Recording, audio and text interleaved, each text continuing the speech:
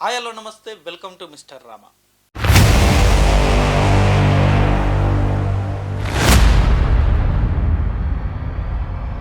అంత సిగ్గులేని జెండా మోసే కూలీలు నేను ఎక్కడ చూడట్లా.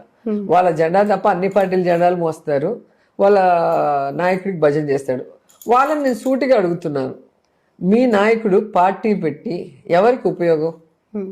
ప్రజలకు ఉపయోగమా, మీకు ఉపయోగమా, ఆయనకు ఉపయోగమా? సో మొత్తానికి రోజా గారి వల్ల వైసీపీ పార్టీకి ఎంత లాభం ఉందో ఏంటో తెలియదు, కానీ మొత్తానికి కూటమికి అయితే రోజా గారి వల్ల చాలా అంటే చాలా లాభాలే ఉంటాయి. ఎందుకంటే ఎప్పటికప్పుడు ఈ టీడీపీ జనసేన ఈ ఇరు పార్టీల క్యాడర్లు ఎప్పుడైనా సరే కొంచెం నిరుత్సాహంగా ఉన్నా, లేకపోతే ఇద్దరి మధ్య విభేదాలు వచ్చినా సరే రోజా గారు ఇంటర్ఫియర్ అయిపోయి వాళ్ళని, ఈ టీడీపీ వాళ్ళని కావచ్చు జన సైనికులు కావచ్చు, వీళ్ళని రెచ్చగొడుతూ వ్యాఖ్యలు చేస్తారు. అప్పుడు వాళ్ళు ఏం ఆలోచిస్తారు, ఓకే మనం విడిపోయి మళ్ళీ మనం మనం కొట్లాడుకొని విడిపోయి మళ్ళీ ఇండివిజువల్గా పోటీ చేస్తే మళ్ళీ ఇలాంటి వాళ్ళు గెలిచేస్తారు. సో మనం తిట్టులు తిన్నా పర్లేదు, మనం విమర్శలు పడ్డా పర్లేదు, కానీ ఇలాంటి వాళ్ళు గెలవకూడదు, వీళ్ళు అసెంబ్లీకి రాకూడదు అని చెప్పేసి కసిగా పనిచేసేలా ఉంటాయి ఆమె మాట్లాడే మాటలు. నిజంగా ఇది ట్రూ ఫ్యాక్ట్. ఈవెన్ చాలామంది వైసీపీ నాయకులు కూడా, ఈవెన్ కింద స్థాయి కార్యకర్తలు కూడా ఇదే అనుకుంటారు. ఎందుకు మాట్లాడుతున్నారు వీళ్ళు ఈ టైంలో అని చెప్పేసి చాలామంది వైసీపీ నేతలు మాట్లాడుకున్న రోజులు కూడా ఉన్నాయి. సో ఈ అంశం గురించి మనం మాట్లాడదాం ఈ వీడియోలో కంప్లీట్గా. అండ్ ముందుగా మీ అభిప్రాయం ఏంటి? రీసెంట్గా రోజా గారు చేసిన జన సైనికుల మీద చేసిన వ్యాఖ్యల మీద మీ అభిప్రాయం ఏంటో డెఫినెట్గా కింద కామెంట్ రూపంలో తప్పకుండా మీ అభిప్రాయం తెలియజేయండి. ఆమె మాట్లాడిన మాటలు, జన సైనికుల మీద ఉద్దేశించి చేసిన వ్యాఖ్యలు మీరు డెఫినెట్గా మీ అభిప్రాయాన్ని కింద కామెంట్ రూపంలో తెలియజేయండి. ఈ వివరాల్లోకి వెళ్ళిపోతే, నాకెందుకు అసలు ఈ కూటమి ప్రభుత్వాన్ని రెచ్చగొట్టి 2029 లోపు ఎలాగైనా సరే ఇరు పార్టీలు ఇండివిజువల్గా పోటీ చేయించాలనే ఒక ఇంటెన్షన్ తోటి వైసీపీ నాయకులే ఈ కొన్ని ఇలాంటి వ్యాఖ్యలు చేస్తున్నారేమో అనిపిస్తుంది. రెచ్చగొట్టే వ్యాఖ్యలు అంటారు దీన్ని జనరల్గా.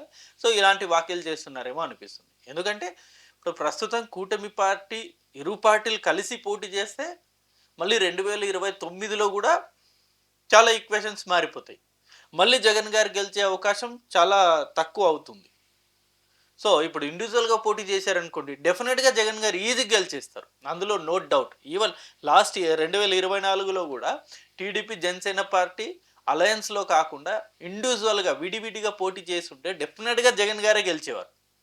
బట్ అక్కడ చంద్రబాబు నాయుడు గారిని అరెస్ట్ చేశారు. అరెస్ట్ చేసిన వెంటనే కొన్ని జరిగిన పరిణామాలు. సో ఇటు చంద్రబాబు నాయుడు గారు పవన్ కళ్యాణ్ గారిని కలిపారు. పవన్ కళ్యాణ్ గారేమో ఇటు టీడీపీ బీజేపీని కలిపారు. మొత్తం 3 పార్టీలు కూడా అలయన్స్ అయిపోయాయి. సో ఇప్పుడు ఈ అలయన్స్ని బ్రేక్ చేయాలి. సో జనసేన టీడీపీ పార్టీని విడగొడితే, వాళ్ళు ఇండివిజువల్గా పోటీ చేస్తే అప్పుడు వైఎస్ఆర్సీపీ పార్టీకి లబ్ధి చేకూరుతుంది. సో రోజా గారు మాట్లాడుతూ ఆ ఇంటర్వ్యూలో జన సైనికులు లాంటి సిగ్గులేని వ్యక్తుల్ని ఎక్కడా చూడలేదు, వాళ్ళు వాళ్ళ పార్టీ జెండా తప్పితే అన్ని పార్టీల జెండాలు మోస్తారు అని చెప్పేసి రోజా గారు మాట్లాడడం జరిగింది. అంటే నాకు తెలియక అడుగుతాను, అసలు ఇండియాలో ఈ అలయన్స్ అన్నది అసలు ఏమన్నా నేరమా? ఎక్కడే కానీ ఈ పార్టీలు కలిసి పోటీ చేసిన దాఖలాలు లేవా ఇది వరకు? అంతెందుకు 2004 రాజశేఖర రెడ్డి గారు ఇటు సిపిఐ సిపిఎం ఇంక్లూడింగ్ టిఆర్ఎస్, ఈ పార్టీ 3 పార్టీతో కలిపి కాంగ్రెస్ పార్టీ 4 పార్టీ అలయన్స్ అయ్యే కదా 2004లో పోటీ చేశారు.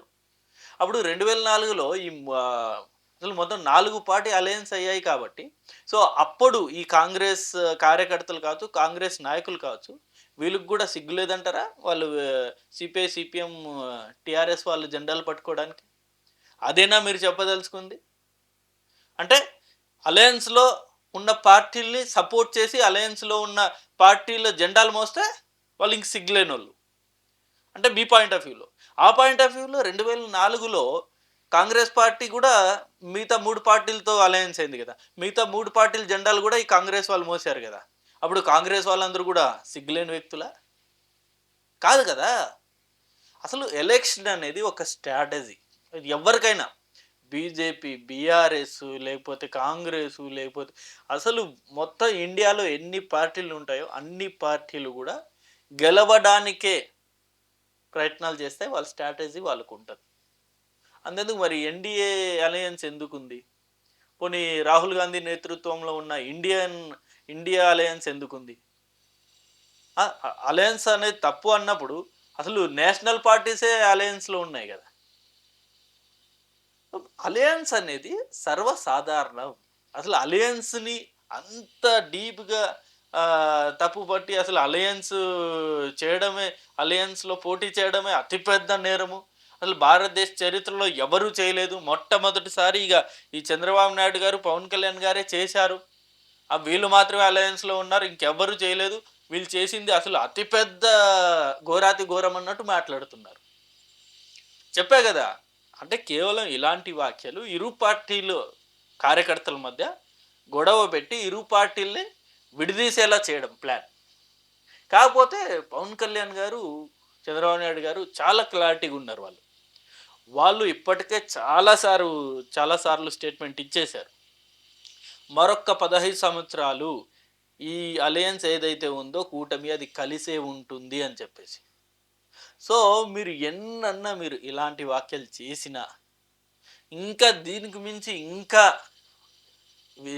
శృతి మించి విమర్శలు చేసినా సరే ఈ పార్టీలు విడిపోయే అసలు సమస్య లేదు. వాళ్ళకి తెలుసు, వాళ్ళు ఒక క్లారిటీతో ఉన్నారు ఏం చేయాలి, ఎప్పుడు మనం అలయన్స్లో ఉండాలి, ఎప్పుడు ఇండివిజువల్గా పోటీ చేయాలన్నది. సో ఇప్పుడు ఇలాంటి మాటలు మాట్లాడడం వల్ల నిజంగా ఈ జన సైనికుల్లో ఇంకా కసి పెరుగుతుంది. రోజా లాంటి వ్యక్తుల్ని మనం డెఫినెట్గా ఓడించాలని చెప్పేసి వాళ్ళు ఇంకా కసిగా పనిచేస్తారు. చాలా డ్యామేజ్ చేస్తాయి ఇవి. ఆల్రెడీ గతంలో రోజా గారు చేసిన వ్యాఖ్యలే ఎంత పెద్ద డ్యామేజ్ క్రియేట్ చేసే మనం చూసాం. జగన్ గారి చిటికని వేలు మీద ఉన్న ఎంటుకు కూడా పీకలేరు పవన్ కళ్యాణ్ గారు, అసలు అసెంబ్లీ గేటు కూడా తాకలేరు అని చెప్పారు. ఇవాళ పరిస్థితి ఏమైంది? ఇదే రోజా గారు అసెంబ్లీ గేటుకు కూడా తాకలేని పరిస్థితి వచ్చేసింది. అదే జగన్ గారికి అసలు ప్రతిపక్ష హోదా కూడా లేకుండా చేశారు. సో ఎప్పుడు ఒకేలా ఉండదు కాలం. సో ఇలాంటి రెచ్చగొట్టే వ్యాఖ్యలు చేసి నిజంగా వాళ్ళని ఇంకా రెచ్చగొడితే మనకు వైసీపీ పార్టీకే డ్యామేజ్. సో మేబీ వైసీపీలో షేర్లు చేసుకోవడానికి ఇలాంటి వ్యాఖ్యలు పనికొస్తాయేమో, కానీ గ్రౌండ్ రియాలిటీలో చాలా డెఫినెట్గా దానికి సంబంధించి ఆ వ్యాఖ్యలకు సంబంధించిన ఈక్వేషన్స్ చాలా మారిపోతాయి. మనం ఇప్పుడు మాట్లాడుతుంది ఓకే, జన సైనికుల్లో కసి వస్తుంది, ఇక టీడీపీ వాళ్ళని దూరం పెడతారని చెప్పేసి మనం అనుకుంటాం. కానీ వాళ్ళ దానికి క్వైట్ ఆపోజిట్గా వెళ్తారు. మనల్ని ఇలా రోజా గారు ఇలా అంటున్నారు, ఈమె సంగతి మనం చూడాలి, ఈసారి మళ్ళీ మరొకసారి నగరిలో ఈమెను ఓడించాలని ఇంకా కసిగా పనిచేస్తారు. చాలా డిఫరెంట్ ఉంది ఆ గ్రౌండ్లో ఉండే ఆలోచనకి, సోషల్ మీడియాలో ఉండే ఆలోచనలకి. ఎవరికి ఉపయోగం జనసేన పార్టీ వల్ల, మీకన్నా ఉపయోగమా అని చెప్పేసి కార్యకర్తల్ని అడిగారు. ఏ ఒక్క పార్టీ కూడా ఎవరికి ఉపయోగం లేదని డిసైడ్ చేసుకోవాల్సింది ఆ కార్యకర్తలు. అంతే తప్ప మీ పార్టీ వల్ల ఎవరికి ఉపయోగం అని చెప్పేసి పక్క వాళ్ళు అడగడం కరెక్ట్ కాదు. అదే క్వశ్చన్ ఇప్పుడు జన సైనికులు అడిగితే వైసీపీ పార్టీ వల్ల ఎవరికి ఉపయోగం అని చెప్పేసి. అంతేందుకు అసలు గ్రౌండ్ రియాలిటీ కూడా చాలామంది అదే కదా మాట్లాడుకుంటారు. వైసీపీ పార్టీ అధికారంలో ఉన్నప్పుడు ఏ ఒక్క కార్యకర్తకి పట్టించుకోలేదు. అసలు వైసీపీ పార్టీ అధికారంలో ఉన్నా సరే ఎవరికి ఉపయోగపడలేదు అనేది 100% వాస్తవం కదా. అదే కదా మాట్లాడుకుంటారు. దానికి సంబంధించే కదా రీసెంట్ జగన్ గారు లేదు ఈసారి 2.0లో అసలు ఫస్ట్ ప్రియారిటీ ప్రిఫరెన్స్ అనేది మేము కార్యకర్తలకే ఇస్తామని చెప్పేసి రీసెంట్గా చెప్పారు కదా. అంటే గతంలో మొత్తం కార్యకర్తల్ని దూరం పెట్టారనే కదా దాని అర్థం. సో ఇలా ఏ పార్టీ అంటే ఆ పార్టీ నాయకుడి వల్ల లేకపోతే ఆ పార్టీ వల్ల ఉపయోగమా నిరుపయోగమా అనేది ఆ కార్యకర్తలు డిసైడ్ చేసుకోవాలి. ప్రతి పార్టీకి అవతల పార్టీ వేస్ట్గానే కనబడుతుంది. అసలు ఆ పార్టీ వల్ల యూజ్ ఏంటి అని కూడా డెఫినెట్గా ఎవరైనా క్వశ్చన్ చేస్తారు. ఇప్పుడు వైసీపీ పార్టీ వల్ల అసలు లాభం ఏంటి అని చెప్పేసి టీడీపీ వాళ్ళు క్వశ్చన్ చేస్తారు. టీడీపీ వల్ల లాభం ఏంటి అని చెప్పేసి వైసీపీ వాళ్ళు క్వశ్చన్ చేస్తారు. జనసేన పార్టీ వల్ల లాభం ఏంటి అని చెప్పేసి మీలాంటి వాళ్ళు క్వశ్చన్ చేస్తారు. ఇలా ఏ పార్టీకి ఆ పార్టీ అంటే ఆపోజిట్ పార్టీ వేస్ట్ పార్టీలానే కనబడుతుంది.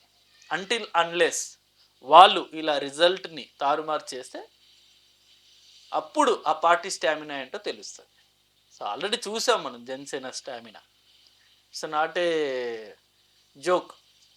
అసెంబ్లీ గేట్ కూడా తాకనియ్యము, 2 చోట్ల ఓడిపోయాడు, పిఠాపురంలో డిపాజిట్లు కూడా రావు, ఇలాంటి వాక్యాలు చాలా విన్నాం కదా మనం ఎలక్షన్ ముందు. దాని తర్వాత ఏమైంది? అసలు ఇప్పుడు అసెంబ్లీ గేటు తాకాలంటే వైసీపీ వాళ్ళు భయపడే పరిస్థితి వచ్చేసింది కదా. అట్లా అట్లా మారిపోతాయి సినారియోస్. రోజా గారికి ఇవన్నీ తెలియంది కాదు. బట్ ఆమె ఎప్పుడు అగ్రెసివ్గా ఉంటారు. సో ఆమె అగ్రెసివ్గా ఉండి ఇప్పుడు ఇలాంటి వాక్యాలు నిజంగా అప్పుడప్పుడు చేస్తూ ఉంటారు. అది పార్టీకి డ్యామేజ్ అని చెప్పేసి కూడా వైసీపీ నాయకులే చాలామంది చెప్తూ ఉంటారు. మరి దీన్ని ఎక్కడ కంట్రోల్ చేస్తారు, ఎలా కంట్రోల్ చేస్తారు? ఆల్రెడీ చాలామంది కంట్రోల్ అయిపోయారు. గతంలో ఇలాంటి మాటలు మాట్లాడిన అనేక మంది వ్యక్తులు వైసీపీలో ఉన్నవాళ్ళు చాలామంది కంట్రోల్ అయిపోయారు. ఎవరే గాని అవాకులు చవాకులు పేల్చట్లే. ఏదున్నా సరే కొంచెం పాలిసీస్ ప్రకారమే మాట్లాడుతున్నారు. బట్ రోజా గారు ఎందుకో మరి ఇంకా సేమ్ అదే లైన్‌లో వెళ్తూ ఉన్నారు. ఏదైతే గతంలో ఎలా అయితే విమర్శలు చేశారో అలాగే విమర్శలు చేస్తూ ఉన్నారు. బట్ కూటమి నేతలు కూడా అదే కోరుకుంటున్నారులెండి. మీరు రోజా గారు మీరు ఇలాగే ఉండాలి. మీరు ఇలాగే కూటమి నాయకుల్ని రెచ్చగొడుతూ ఉండాలి. అలాగే ఆ కూటమి నేతలందరూ కూడా ఈ వైసీపీకి అపోజిట్‌గా ఇంకా కసిగా పనిచేయాలి. ఇంకా కసి పెరగాలి వాళ్ళందరిలో గూడా. ఇదే కూటమి నేతలు గూడా కోరుకుంటుంది. ఎవరే గాని రోజా మాటల్ని సీరియస్‌గా తీసుకొని బాధపడే పరిస్థితిలో లేరు. యెస్, ఇంకా రోజా గారు ఇంకా ఇలాంటి మాటలు చెప్పాలి. అప్పుడే కదా ఇంకా కసి పెరుగుతుందని చెప్పేసి స్టిల్ ఇంకా వాళ్ళు ఇంకా ఇలాంటివి చాలా ఎక్స్‌పెక్ట్ చేస్తున్నారు. సో, ఎందుకో నాకైతే ఇది రాంగ్ అనిపిచ్చింది రోజా గారు మాట్లాడిన మాటలు. సో, బెటర్ ఇలాంటి వ్యాఖ్యలు కొంచెం రోజా గారు దూరంగా ఉంటే వైసీపీ పార్టీకి చాలా అంటే చాలా మేలు చేసిన వారవుతారు.